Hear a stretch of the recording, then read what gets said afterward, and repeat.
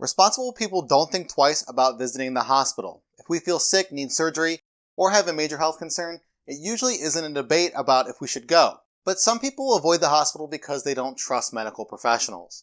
For some of us, that might sound ridiculous. After all, these professionals spend years of training and schooling just so that they can have their career. So why are people scared?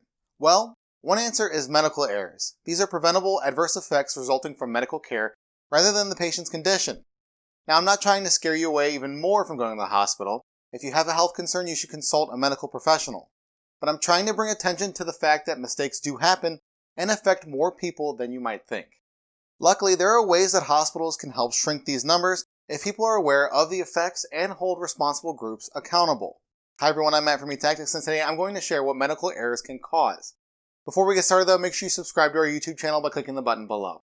While you're down there, hit that alert bell icon next to it as well, so when we post new helpful content, you get notified.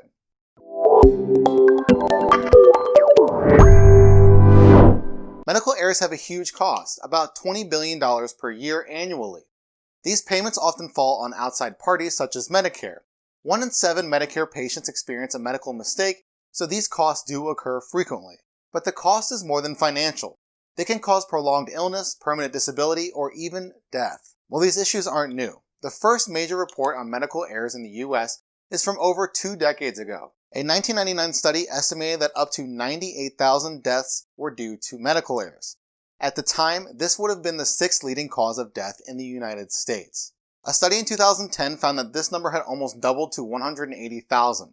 And by 2013, the estimate ranged from 210,000 to 440,000, making it the 3rd leading cause of death. Following the same pattern, it would still be the 3rd leading cause of death today. Researchers used 4 separate studies from 2000 to 2008 and hospital admissions rates from 2013 to analyze this problem. Based on extrapolated data from over 35 million hospitalizations, medical errors caused over 250,000 deaths.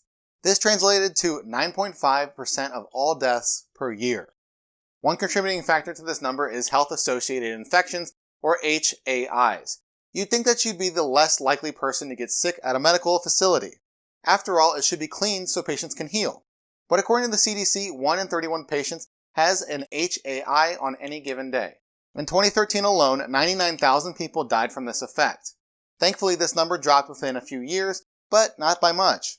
In 2015, there were still about 720,000 patients who died from HAIs. But patients were 16% less likely to have one of these infections in 2015 versus 2011. Patients who ended up with an HAI after surgery spend an extra 6.5 days in the hospital on average. They're also 5 times more likely to return to the hospital after discharge. Certain groups are more likely to be affected by some medical errors. There are disparities across different demographics, but let's take a look at women and infants specifically.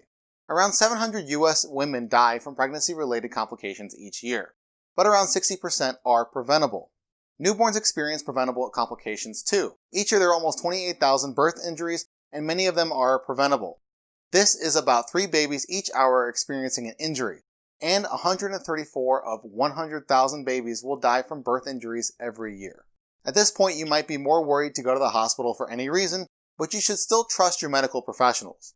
When you think about how many doctor's visits, healthcare facilities, and patients there are, the numbers start to seem a little less daunting. My point isn't to scare you away, but for people to see that errors do happen and to hold those who are responsible accountable. This way, they'll be more likely to hold other medical professionals and vendors accountable, improve reporting methods, use secure devices and systems, and keep their facilities clean. They can also improve education for patients so that they don't cause any issues of their own. If hospitals improve in just one of these areas, they can start seeing changes in the numbers I just mentioned throughout this video, and more people will be willing to visit their facility as well.